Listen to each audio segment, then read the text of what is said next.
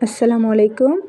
করলা গাছে যে সার ব্যবহারের ফলে অনেক করলার ফুল আসবে এবং ফুল থেকে করলা হবে, সেই সারের নামটি আজকে জানাবো।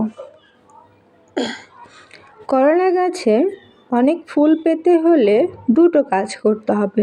প্রথমত, গাছের প্রত্যেকটা মাথা কেটে কেটে দিতে হবে। 8-10টা পাতা হবে তখনই গাছের এই মাথাগুলো বা শাখাগুলো কেটে দিবেন। দ্বিতীয়ত হচ্ছে, অন্তত মাসে একবার গাছে পটাশ সার ব্যবহার করার চেষ্টা করবেন। পটাশ সার দুইভাবে ব্যবহার করতে পারেন।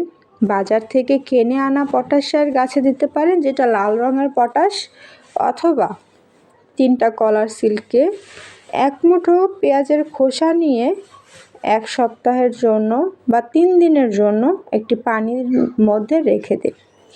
3 দিন পর সেই পানিটি গাছে ব্যবহার করুন। এটা পটাশ সারের কাজ করবে।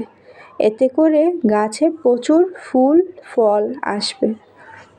এখন আপনার কাছে যে পদ্ধতিটা সবচেয়ে বেশি সহজ মনে হয়, সেই পদ্ধতি ব্যবহার করে গাছে সার ব্যবহার করতে পারেন। পটাশ সারের ভূমিকা অতুলনীয়। গাছে ফুল ফল আনতে পটাশ সার অসম্ভব রকমের ভালো কাজ করে। এবং দ্বিতীয় হচ্ছে, প্রত্যেকটি শাখার মাথাগুলো কেটে কেটে দেওয়া। এতে করে নতুন নতুন শাখা হবে এবং তাড়াতাড়ি ফুলও চলে আসবে। একটি গাছে একাধিক শাখা হয়ে যাবে, প্রত্যেকটি শাখাতেই ফুল আসবে এবং ফুল থেকে করলা হবে।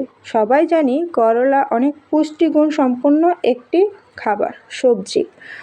সেই হিসেবে আমরা টাটকা ও ভেজালমুক্ত করলা ছাদেই কিন্তু চাষ করে খেতে পারবো।